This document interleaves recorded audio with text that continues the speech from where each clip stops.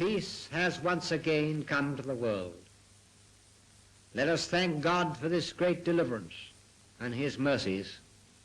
Long live the King.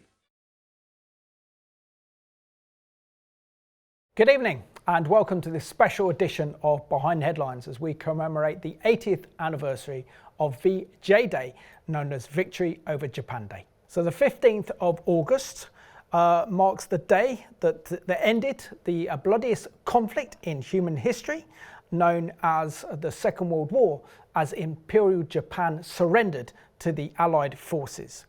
Huge controversy surrounds this day because President Truman made a decision to end the Second World War by dropping 2 atom bombs on Japan that brought Japan and its nation to its knees. And only a couple of days later, the Japanese surrendered. We'll be asking, was President Truman right to end the Second World War early by dropping the world's most deadliest weapon, nuclear weapons, on Japan? Or could Japan been defeated through US and Allied invasion of Japan? So joining me for this special program, I'm joined by Reverend Tim Gutman from the Christian Campaign Against Anti-Semitism. Tim, it's great to have you on the program, particularly as we mark and commemorate this historic day, which is 80 years in the making, the 80th anniversary of when Imperial Japan surrendered to the Allied forces, which officially marks the end of the Second World War, the most bloodiest human conflict in human history.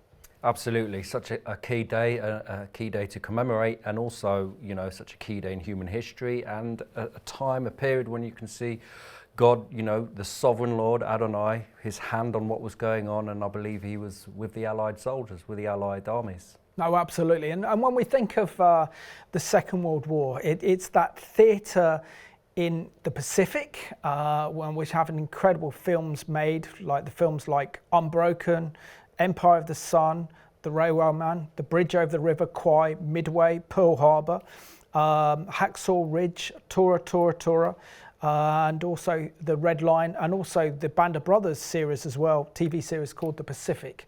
So this is something that, you know, when we focus on the Second World War, we often think of the European theatre of war. The Allies, particularly with D-Day, and the British and the Americans and the Canadians and others, fighting against the Nazi occupation of Germany, particularly of France. But this theatre was much harsher, more difficult theatre in the Pacific against Imperial Japan, which in many ways the Japanese soldiers were more brutal than even the Nazis were when it came to British soldiers or American soldiers being captured by the Japanese. No, absolutely. There's so many testimonies of ex-POWs describing the torture they went through, and some of those movies you mentioned, you know, I love watching war movies. They really do capture the fierceness, that whole a culture, if you like, in the Japanese military. I mean, it was without mercy as well, and some of those movies, they really capture that. But I think as well, from what we know of history and what we know of the Japanese mindset, it would take something huge, I think, to finish that. Even after the Nazis had been defeated, it would take something huge, I believe, to finish it with the Japanese. Absolutely, and of course in this program as well, we want to honour those brave British and American and Allied forces who fought against Imperial Japan during the Second World War. I'll just give you a kind of little bit of an overview for our introduction. So VJ Day, which is known as Victory over Japan Day, will occur on the 15th of August, a few days' time. This was a highly and controversial and contentious decision by the US President Truman to drop 2 atomic bombs on Imperial Japan to end the Second World War. And we see today that historians are still debating 80 years on whether it was morally right to do so. We see here that Victory in Europe Day we celebrated in early May when the Allies defeated Nazi Germany, but the war carried on for another few months until the Americans dropped what is known as the atom bomb on Japan that brought Japan to its knees in surrender. We see that really from the 1930s onwards that Japan had an ambition of regional domination in the Far East, They had invaded China in 1937, and during the start of the Second World War, they aligned themselves with Hitler's Nazi regime, together with Italy, and came part of the Axis powers. It was the Japanese surprise attack on the US naval base of Pearl Harbor on the 7th of December 1941 that brought America into the Second World War. And of course, when we talk about Japan, it's that surprise attack that we saw on the 7th of December 1941 against the US ships stationed in Hawaii that essentially then brought America into the war, because prior to that the American public were not interested in coming to the defense of Britain. But of course what happened is that the Japanese then woke up a sleeping giant in terms of the United States, and if it wasn't for the United States involvement in the Second World War, then we could have been possibly defeated by the Nazis, or the world would be a very different place than it is now. Absolutely, and this is what when we talk about, you know, God being sovereign, lots of horrible things happen in the world. It's full of human beings. We're full of greed and murder and all of these things. But actually you can see God's hand on that, because, I mean, the Allied soldiers previous to America getting involved were fighting bravely. We have so many heroic stories and testimonies of British soldiers and pilots during the Battle of Britain, and largely, you know, facing this huge force and, you know, facing this dark wickedness that was going to spread over the world, and fighting them off at the Battle of Britain. But actually the Japanese attack, dragging America into it, I think that sealed the outcome of the war. Particularly, you know, you have the Russians on the east, and then you have the Americans bolstering and pushing and defeating the Nazis with the British and the Allies on the west. I think it was a game changer. So going back to Pearl Harbor, hundreds of Japanese fighter planes managed to destroy or damage nearly 20 American naval vessels, including 8 battleships, over 300 airplanes. More than 2,400 Americans died in the attack, including civilians, and another 1,000 were wounded. The day after the assault, President Franklin D. Roosevelt asked Congress to declare war on Japan. So on the 6th of August, this is 1945, US B-29 bomber Enola Gay dropped the world's first atomic bomb on the Japanese city of Hiroshima. 3 days later, a second bomb was dropped on Nagasaki. The threat of further nuclear attacks led the Japanese officials on the 10th of August to accept terms of the Potsdam Declaration and submit their unconditional surrender. On the afternoon of the 14th of August 1945, a Japanese radio broadcaster informed the public that Emperor Hirohito would soon announce an Imperial Proclamation declaring the nation's defeat. The United States dropped atomic bombs on the Japanese city of Hiroshima and Nagasaki in August 1945 during the Second World War. And they say this resulted in approximately 140,000 deaths, while the bombings of Nagasaki on August the 9th led to about 74,000 deaths. These were the first and only times that atomic weapons have been used in warfare, and the bombings are widely believed to be seen as a significant factor in Japan's surrender, which ended the Second World War. And 80 years on, we remember the great sacrifice by the Allied troops in defeating Imperial Japan. Yeah, absolutely. It was a huge call the Americans made, that President Truman made. And I think it was, obviously as Christians, we are, you know, of course, every death, civilian death, pains us. But I mean, as I said before, it was a big call to end the war, and it's a call that ultimately paid off. And I think without that call, I think there would have been a lot more deaths and a lot more civilian deaths as well as soldier deaths. This war would have dragged on, because the Japanese, their mindset, their culture, they weren't just going to give in easily. No, absolutely. And of course, we have to remember the kamikaze pilots, as you mentioned prior to this recording, that Japanese pilots would literally fly on suicide missions known as kamikaze pilots against US warships, and would sacrifice their own life for the emperor. And so in that culture back in the 1930s and 40s, it was the emperor was treated like a god, and therefore all the subjects of the emperor had to do the will of the emperor. So it's a completely different mindset than we experienced before. But we also have a scripture to go to because, believe it or not, the Bible does describe the fallout of nuclear weapons in a number of different verses and chapters in the Bible, particularly the book of Revelation. But for this one, we're going to choose Zechariah chapter 14, verse 12, that says the following. And this shall be the plague with which the Lord shall strike all the people who fought against Jerusalem. Their flesh shall dissolve while they stand on their feet. Their eyes shall dissolve in their sockets, and their tongue shall dissolve in their mouths, which describes the effects of nuclear war. We see that in also Revelation 8 and 9, the trumpets.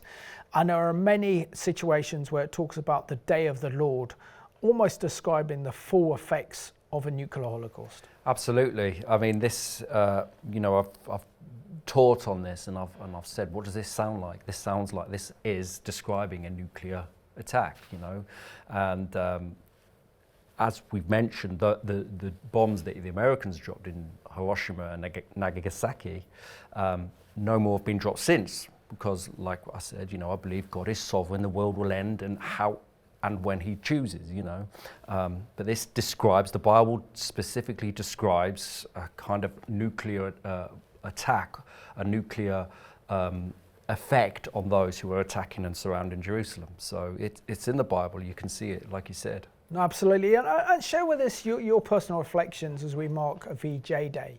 Often we overlook VJ Day, which marks the end of the Second World War, because we focus on Europe and, of course, the liberation of Europe from the Nazis, because this is our geostrategic area of interest, because we are in Europe. But then if we have a look at kind of Japan and the Far East, if we were Australian, or if we were living in the Far East, then our focus would be so much more on VJ Day with the defeat of Imperial Japan.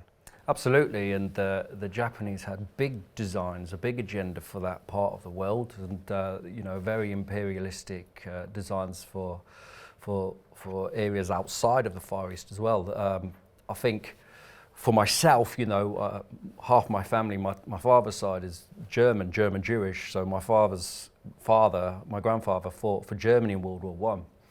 But on my mother's side, my granddad, he was actually a Japanese prisoner of war, so I could see firsthand the effects of these POW camps, because today he would be diagnosed as PTSD, all kinds of trauma. I mean, he wouldn't speak. The only time I saw him, he'd emerge out of his room was just to come and ruffle my hair and then carried on walking. I mean, what he went through was indescribable, and so you can see firsthand the brutality in the life of my grandfather, but also now, looking back, we have the benefit of hindsight. You could see the importance of defeating the Japanese and defeating that, again, a great evil that had designs on that part of the world and beyond.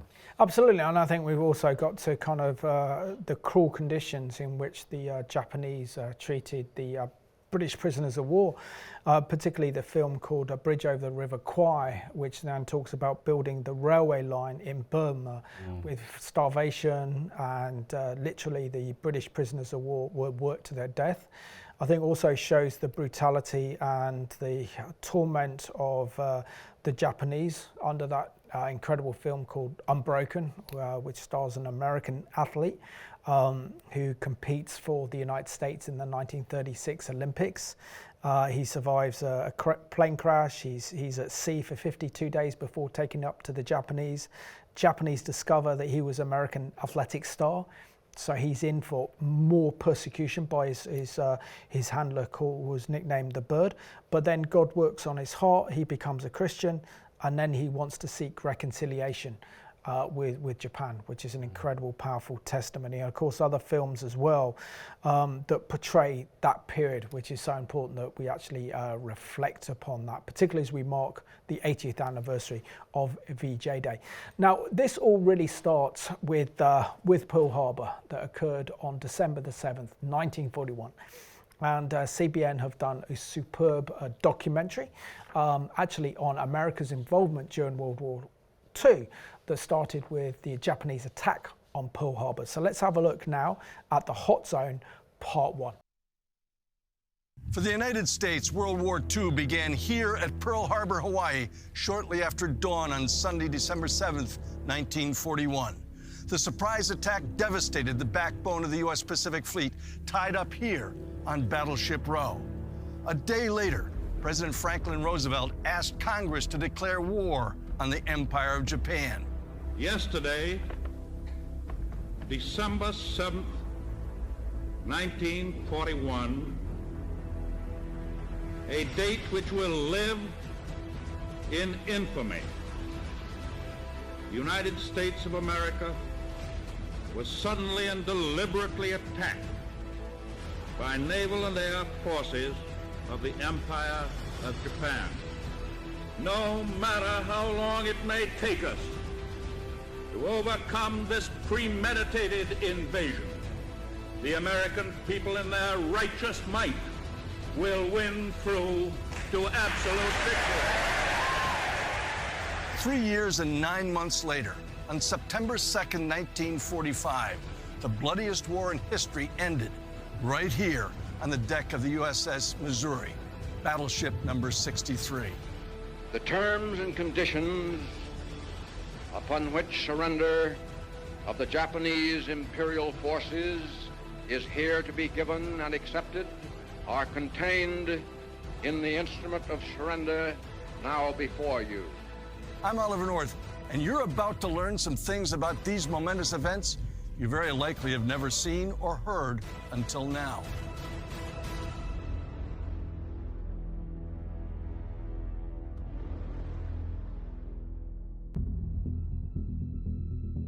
Though U.S. Navy code breakers warned of an imminent attack on the U.S. Navy and Army installations here in Hawaii, that information was passed only to Washington, but not to Admiral Husband Kimmel or General Short, the senior U.S. commanders here on Oahu. The result? Nearly 3,000 American dead and wounded here in Hawaii, our powerful Pacific surface fleet nearly wiped out, the island's aviation assets, mostly at Hickam Field, in smoking ruins.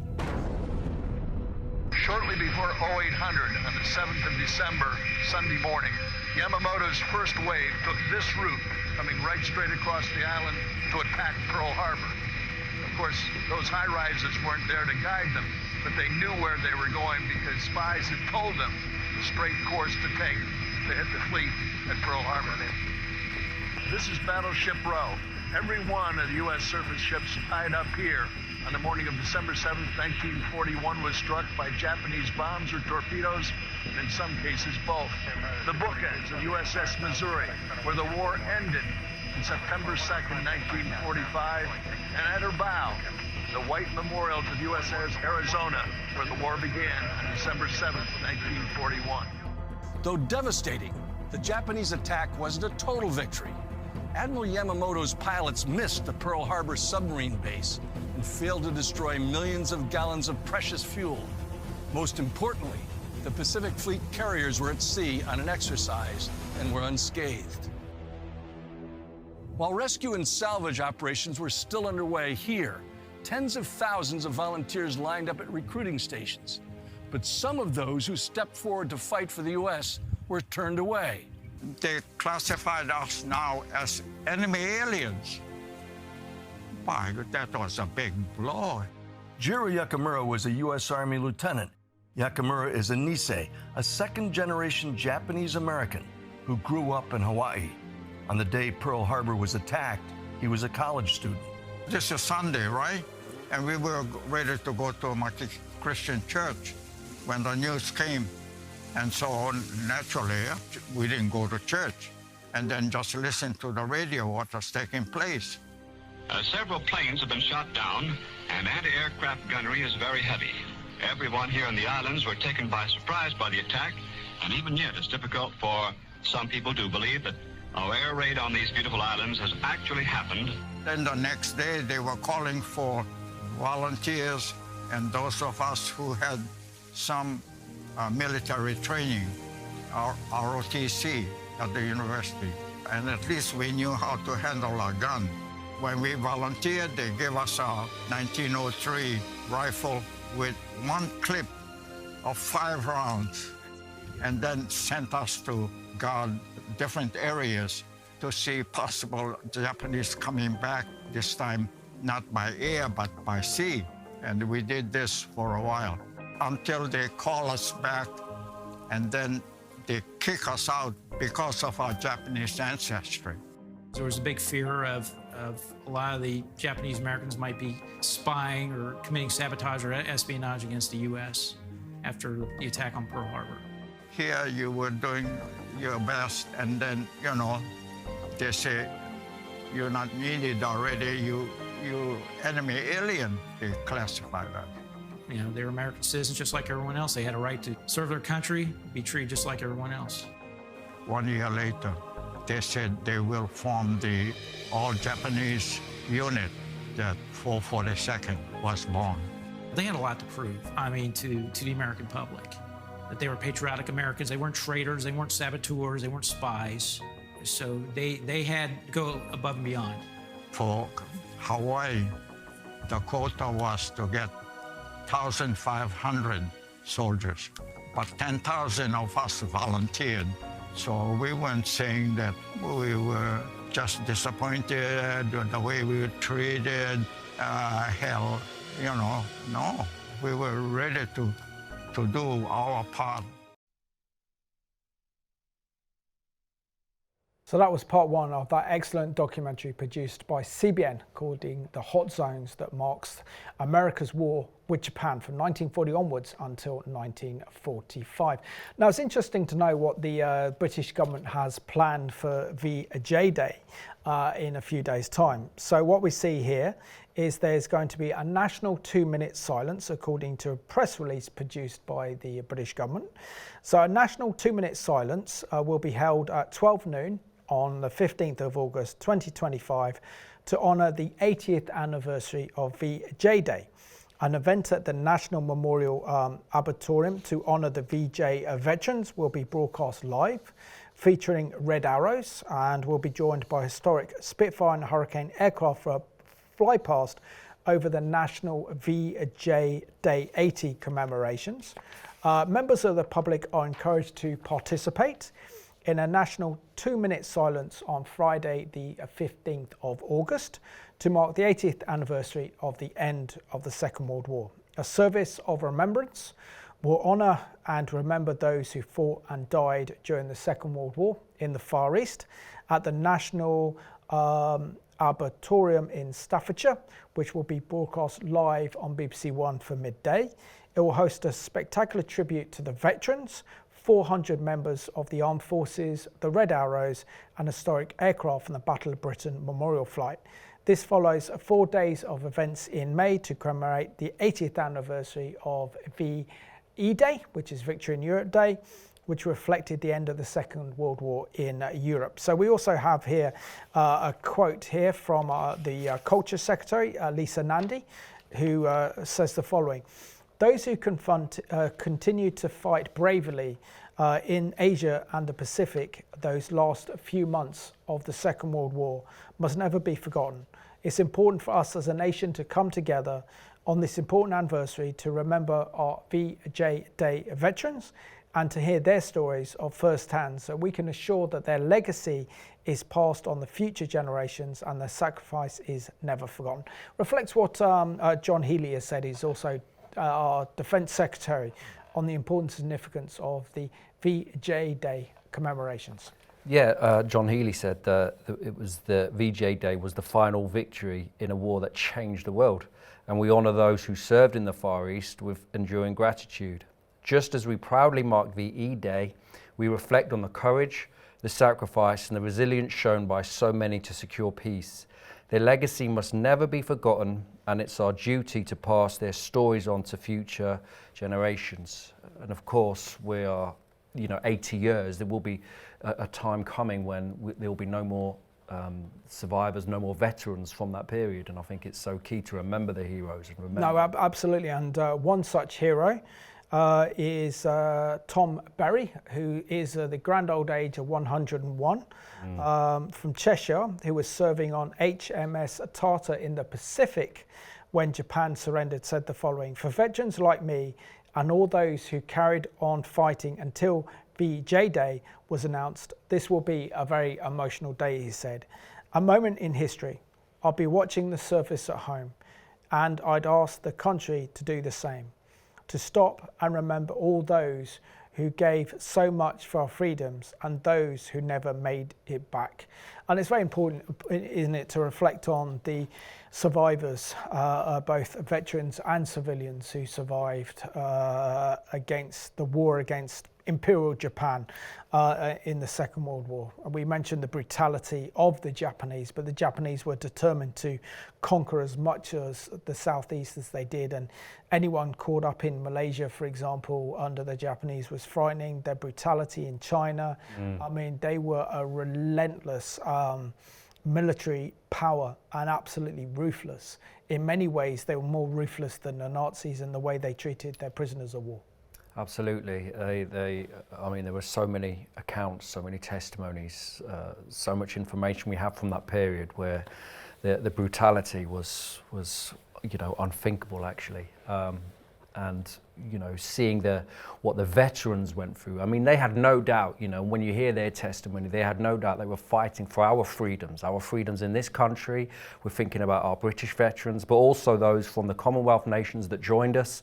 They had no doubt that they were fighting for something bigger than themselves. They were fighting for future generations. And I think it's important that today, especially with everything that's going on in the world, we honour what they did, but also capture that selfless spirit that fights for something bigger than itself, and for values which are actually, are rooted in biblical values, actually, about freedom for all, about looking after each other, looking after our country, all of that kind of thing. I mean, they are called the greatest generation, and no doubt that they are the greatest generation, because this was a generation that sacrificed everything for the war effort.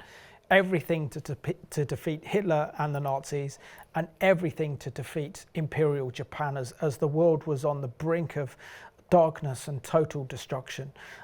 It was the courage and the bravery shown by the British, by the Australians, by the New Zealanders, by the South Africans, from those in the Commonwealth, but also from the Canadians and the Americans and others who resisted not only the Nazis but also Imperial Japan. So we see that American soldiers and airmen and the Navy would be fighting against the Germans in Europe on the European theatre of war, but also then in the Far East. Many of the fighting involved fighting in intense jungle warfare in very kind of tropical climates with a huge lot of humidity, fighting an enemy that was absolutely relentless and would actually then sacrifice their own lives for victory. So, this was an ultimate battle against Imperial Japan that would not surrender at any cost.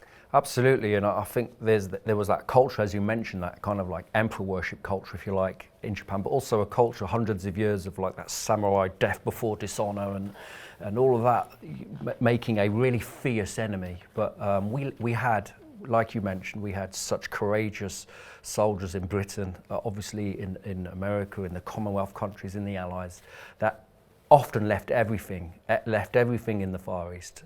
They came back sometimes shells of people, because they gave everything, and we need to honour that, and we need to remember that. Amen. Thank you, Tim. But it's also, let's have a look at some of the horrors that were perpetuated by the Japanese during the Second World War. So in the 1930s, Japan had an ambition of regional domination in the Far East and had invaded China in 1937 before the start of the Second World War. They aligned themselves with Hitler and the Nazis and the Italians, and became part of the Axis powers. But their actually invasion of China goes back as early as 1931. So conflict in the Pacific began well before the official start of the Second World War. Seeking raw materials to fuel its growing industries, Japan invaded the Chinese province of Manchuria in 1931. By 1937, Japan had controlled large sections of China, and accusations of war crimes against the Chinese people had become a commonplace. At the time, several treaties were in place to limit the size of the navies in the Pacific Ocean.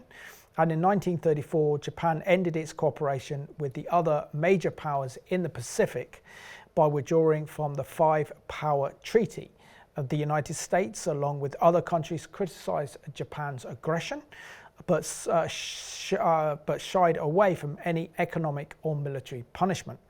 Then we saw that relations between the United States and Japan worsened when the Japanese forces took aim at Indochina with the goal of capturing the oil-rich areas of the East Indies. And responding to this threat, the United States placed an embargo on scrap metal, oil and aviation fuel heading to Japan and froze Japanese assets in the United States. And furthermore, the US demanded that the Japanese withdrew from occupied areas of China and Indochina, and Japan, sensing conflict was inevitable, began preparing Pearl Harbor attack as early as April 1941. And of course, then we have the attack on Pearl Harbor. And I mean, what happened there was absolutely horrific. So we saw then that the Japanese damaged or destroyed 20 American naval vessels, including 8 battleships and over 300 planes, and more than 2,400 Americans died in that attack, including civilians, and another 1,000 wounded. And this is when President Roosevelt at the time said that this is a day of infamy, and then declared war on Japan and entered the Second World War on behalf of the Allies. But let's talk about some of the atrocities, because Japanese occupation of Hong Kong, for example, began with the bayoneting of wounded Allied soldiers in St. Stephen's Hospital. It continued in the same manner. Roughly 10,000 women were raped in the month following the Japanese victory, and the occupiers recruited former members of the Hong Kong police to orchestrate public executions. In Indonesia, which occupied in 1942, civilians were arbitrarily arrested, tortured and sexually abused. Thousands were interned in concentration camps or used as slave labor for Japanese military projects. And we see that prisoners of war were taken by the Japanese, originated from many different countries, including China, India, Burma, Britain and the Commonwealth, the United States, the Netherlands and the Philippines. Japanese military culture did not subscribe to the idea of surrender. Becoming a prisoner of war was a disgrace to oneself and one's country, and it's important to understand that. But share with us how prisoners of the Japanese were so brutally treated that they did not comply to the Geneva Convention in 1927.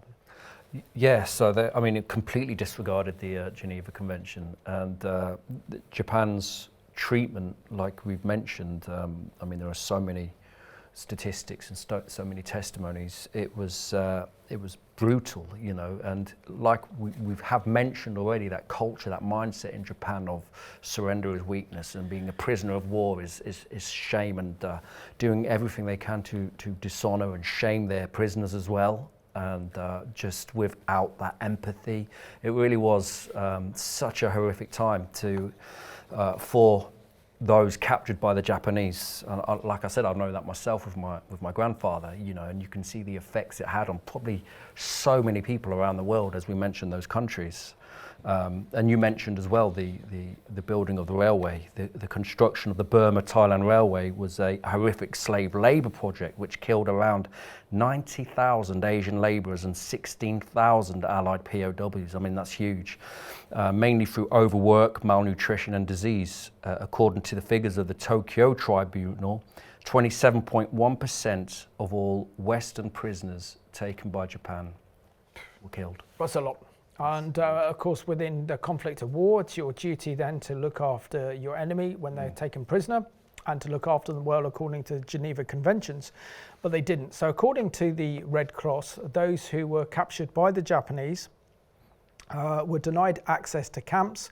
They faced beatings, executions, medical experiments, poor sanitation, starvation, rations, disease, torture were part of everyday life. Prisoners such as Philip Malensky visually chronicled their experiences using human hair, plant juice, blood, and even toilet roll to write down the atrocities committed by the Japanese overlords. Their work was later used as evidence in the Tokyo War Crimes Tribunal. So let's have a look at the second part of this excellent CBN documentary, The Hot Zone, Part 2. U.S. Army Nisei soldiers were present at every major battle across the Pacific. Yakamura was attached to a specialized unit of Japanese Americans that served a vital role. He was one of 6,000 Nisei to serve in the military intelligence service. On September 2nd, 1945, the bloodiest war in history ended right here on the deck of the USS Missouri. This ship was built for war, for no other reason than for war. But soon after its launching, it instead became an eternal symbol of peace. By that time, I was attached to the public relations office. And naturally, they're going to cover the news, and MacArthur make sure that he had enough publicity. So the correspondents were taken good care of. And fortunate for me, being with them, that was my lucky break. That morning, the destroyer came and then took us in the middle of Tokyo Bay, and here the Missouri was. There were so many things happening, and every single event was planned out and timed down to the second, and was filled with symbolism and meaning. The fact that MacArthur and Nimitz insisted that the Japanese delegation wait for them rather than vice versa. And so that, as a consequence, they had to turn around and go back into the captain's cabin while the Japanese delegation was set. The fact, if you look at the surrender documents, the Allied copy is bound in bright, brand new leather, and the Japanese copy is bound in ratty old canvas. I mean, you can go on and on and on of all the symbolism that occurred. For everyone there, I think that they knew that the worst conflict in the history of man was ending. A war in which 60, 80 million people, most of them civilians, lost their lives.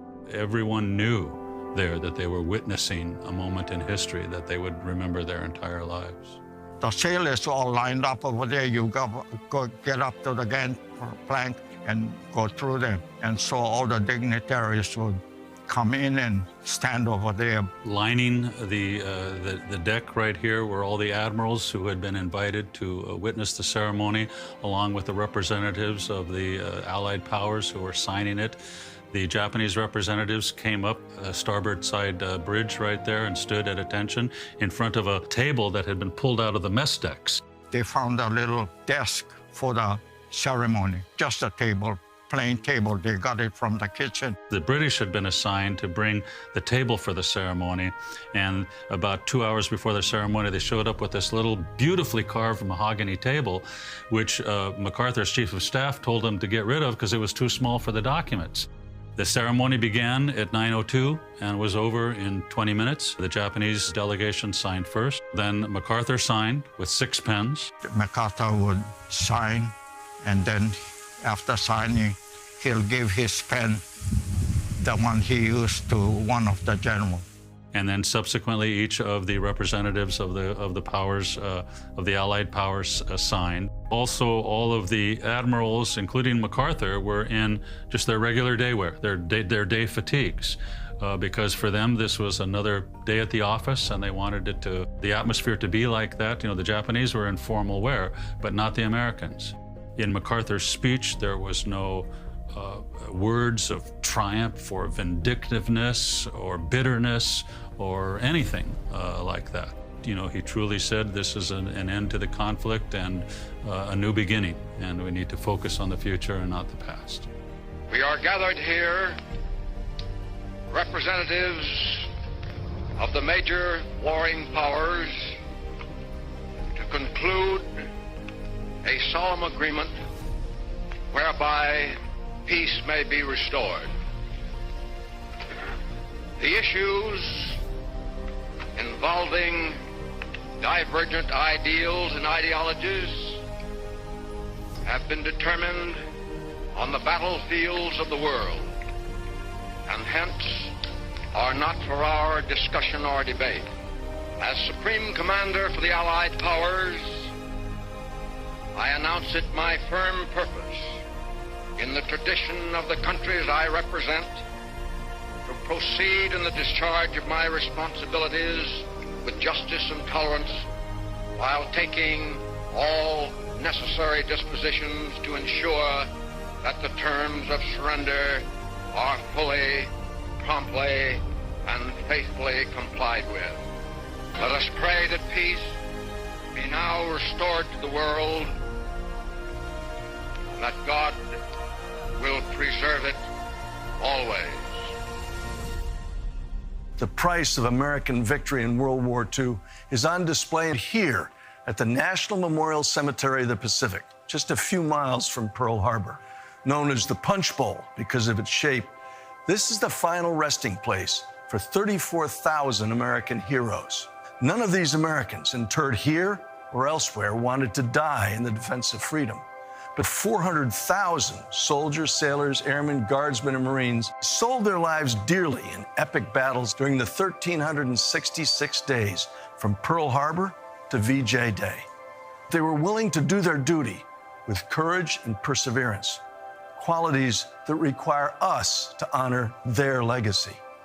Today, that same sense of duty and self-sacrifice inspires another generation of brave Americans willing to go into harm's way to protect us all. Now retired, the USS Missouri is a national treasure, a perfect bookend for visitors who come to pay tribute to those entombed in the USS Arizona just off the battleship's bow. For all she represents, American strength and resolve, this is a 60,000-ton reminder that sometimes defending freedom takes more than just talk. Sometimes we have to have the big guns back it up. Again, thank you to our friends at CBN for that powerful documentary, really showing some historic footage as well from such a key moment in the history of the world. Turning now to the 1946 December edition of the Atlantic, Carl T. Compton wrote regarding the atomic bombs, because we need to ask the question, what would happen if we didn't drop the atomic bomb? Which is the most important question of all, because this is where the controversy surrounds VJ Day. You know, could have the war ended on a natural course with the American invasion of Japan, and the defeat of Japan militarily would have meant the invasion of Japan? Or did the dropping of the atomic bombs, which is evil in itself, was it justified in ending the war quickly and bringing Japan to its knees in surrender? That's the big question. Absolutely, and this is what Carl T. Compton wrote in, like I said, in that December 1946 Atlantic edition. He said, about a week after VJ Day, I was one of a small group of scientists and engineers interrogating an intelligent, well-informed Japanese army officer in Yokohama. We asked him what, in his opinion, would have been the next major move if the war had continued. He replied, you probably would have tried to invade our homeland with a landing operation on Kyushu about November the 1st. I think the attack would have been made on such and such beaches. And then he went on to say, to ask, could you have repelled this landing? And he answered, it would have been a very desperate fight, but I do not think we could have stopped you. What would have happened then, he was asked. And he replied, we would have kept on fighting until all the Japanese were killed, but we would not have been defeated. And by which he meant that they would have not have been disgraced by surrender. From this background, I believe with complete conviction that this use of the atomic bomb saved hundreds of thousands, perhaps several millions of lives, both American and Japanese. Was the use of the atomic bomb inhuman? All war is inhuman. I mean, that's a powerful quote. Absolutely, but also, you know, in times of history, we also see, for example, that Roosevelt died in 1945, which meant that his vice president, Harry Truman, would succeed him and become a wartime president. So we see here, for example, that President Roosevelt died on April the 12th, 1945, and Harry Truman, it was his job to decide how the war would end. The thought of invading Japan gave Truman and his advisors pause for thought. The war had shown that the Japanese were fighting for the emperor, who convinced them that it was better to die than to surrender. Women and children had been taught how to kill with basic weapons. Japanese kamikaze pilots would turn planes into guided missiles. The cost of invasion they knew would be high. On becoming president, Harry Truman learnt of what was known as the Manhattan Project, a secret scientific effort to create an atomic bomb. I go on to say that after the successful test of the weapon, Truman issued the Potsdam Declaration, demanding the unconditional surrender of the Japanese government, warning of prompt and utter destruction.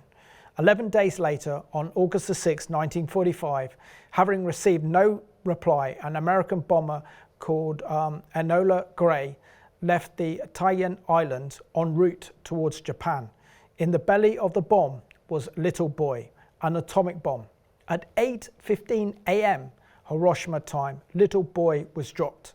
The result was approximately 80,000 deaths in just the first few minutes. Thousands died later from radiation sickness. On August the 9th, 1945, another bomb was en route to Japan. Only this time it was heading for Nagasaki with Fat Man, another atomic bomb. After the first minute of dropping, Fat Man killed 39,000 men, women and children were killed. 25,000 more were injured. Both cities were leveled from the bombs, and this in turn forced Japan to surrender to the United States, and the war was finally over. So again, we see original archive footage there of the bombing over Nagasaki that ended the war. I mean, what decision for President Truman to actually make, to be in the Oval White House, knowing that you are wanting to end this war so that the world can be at peace.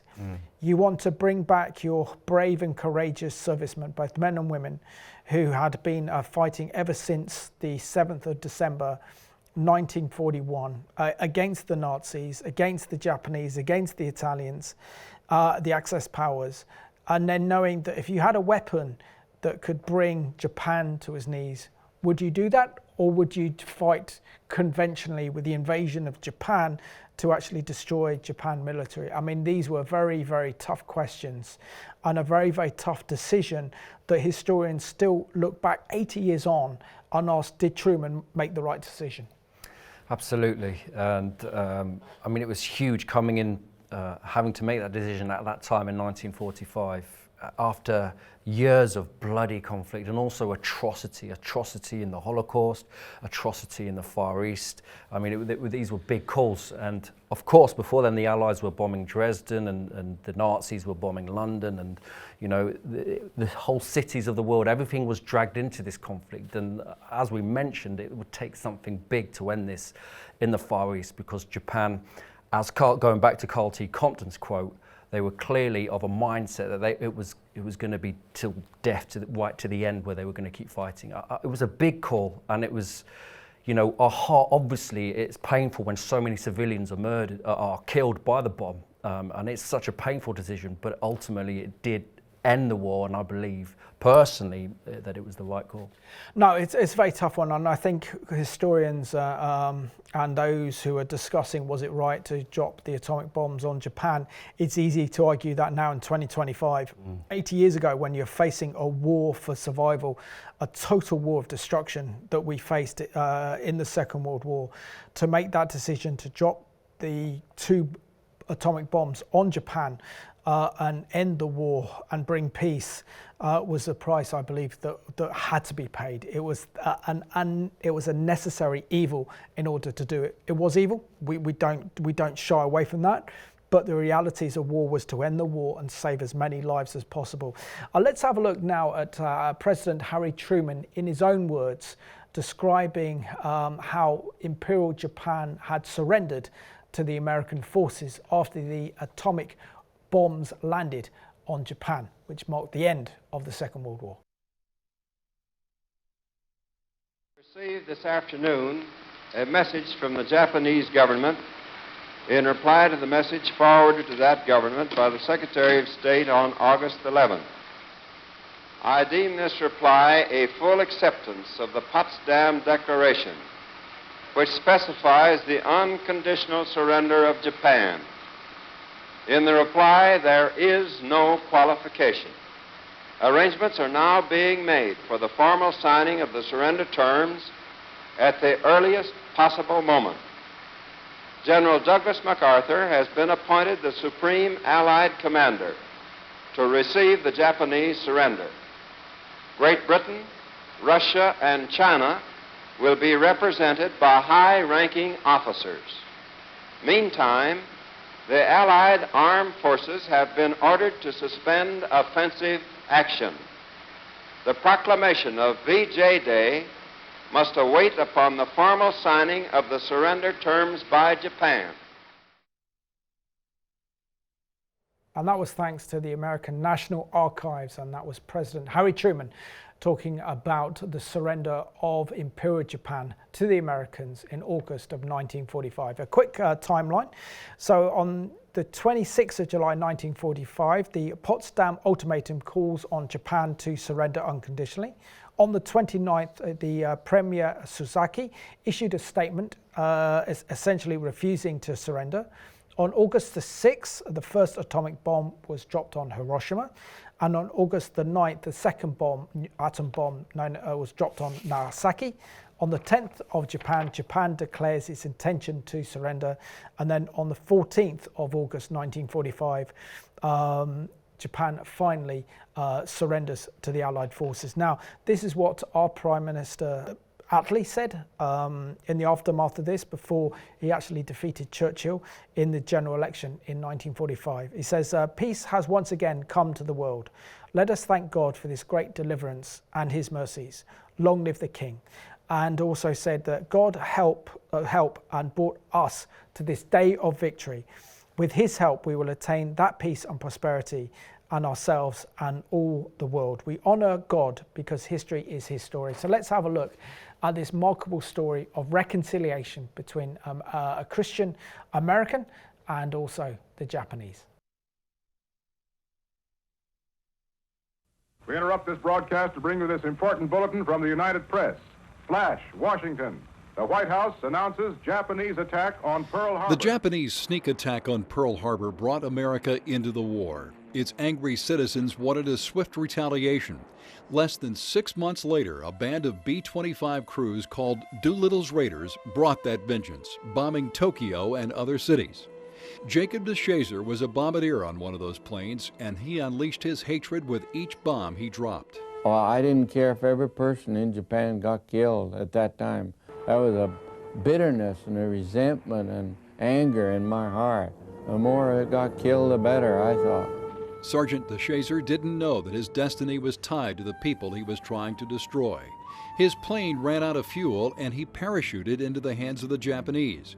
He spent more than 3 years in a prisoner of war camp, beaten, starved, and tortured. DeShazer was dying of despair, loneliness, and bitterness when he was given a Bible. And I looked down there at the Bible, and there was Romans 10:9, and it said, if you confess with your mouth the Lord Jesus, you believe in your heart, God raised him from the dead, you'll be saved. It just hit me right then. And I know that God touched me and gave me that faith, and that's a gift. And I got that gift of God, and I sensed the living presence of Jesus. And it wasn't just what the Bible said. I knew that Jesus is alive. Even though he was still a prisoner, DeShazer was now free of the hatred that ruled his life. It just seemed like I didn't have any more bitterness or resentment or hatred, and I loved them. You know, I began to feel sorry for them because they were losing the war at that time. I could tell. DeShazer was set free in August 1945. 3 years later, he returned to Japan as a missionary. It's reported that thousands of Japanese came to Christ during his first year as a missionary. But for DeShazer, no conversion was more miraculous than this man's, Mitsuo Fushida. He's the pilot who led the Japanese attack on Pearl Harbor. Fushida read a tract DeShazer wrote about his conversion. He was so moved that he bought a Bible and asked Jesus to come into his heart. And then later on, he came down to my home, and he said, I want to be a Christian. And so he got baptized. That's the way it happened to Fushida. Together, the once bitter enemies ministered the gospel in Japan, bound together by the love of Jesus Christ. Fushida died in 1976. Now DeShazer will be remembered as a hero who died to himself and loved the enemy for God's glory. God is good, and I just feel like I can't praise him enough.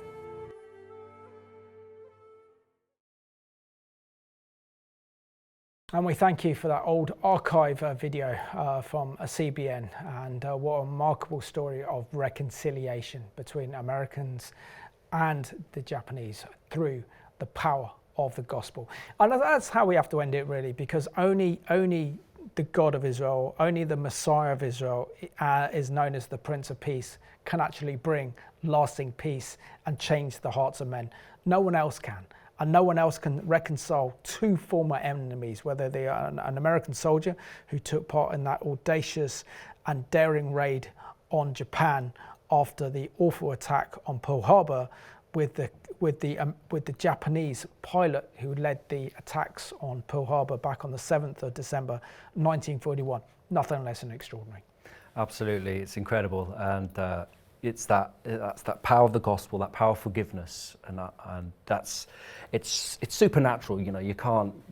Our human hearts, we need that power of God, that love of Jesus, and to see that reconciliation. I've seen ex-Muslims that used to hate Israel, and Jewish people that hated Muslims, but they've become together, you know, through this forgiveness, through the power of the gospel. And what a way to end, because these are heavy things we're talking about. War is horrible. And and I truly believe God was involved, and I've heard of many powerful stories of people praying during World War II, the Bible College of Wales, Rees Howells, etc., and many miracles. War is horrible, and God is in control, but ultimately it's Jesus that brings peace. And, absolutely. What a great way to end. And of course, we have to understand that history is his story, that God is sovereign, that he allows evil to arise, but he will act against it. Tim, it's been great recording this program with you, particularly as we mark VJ Day, Victory over Japan Day, over 80 years ago this week. And it's important to remember and honour those brave servicemen who fought and gave their lives for the freedom that we have today. Absolutely. We thank God for being in control. We thank the heroes. We thank all of those who fought and remember their sacrifice. And hopefully it will inspire us in this generation to wake up and have that same courage to fight for our families and our nations and our freedoms. Absolutely. So thank you for watching this week's edition of Behind the Headlines. Let's pause and think and reflect on the great sacrifice that was paid by the Allied forces in fighting against Imperial Japan to give us the freedom that we had today. These were brave and courageous men and women who sacrificed everything for the total defeat of both Nazi Germany and also Imperial Japan. And we salute the remaining veterans who fought against Imperial Japan in the Second World War. Thank you from the bottom of our hearts, and may God peace rest upon you. So thank you for watching Behind the Headlines.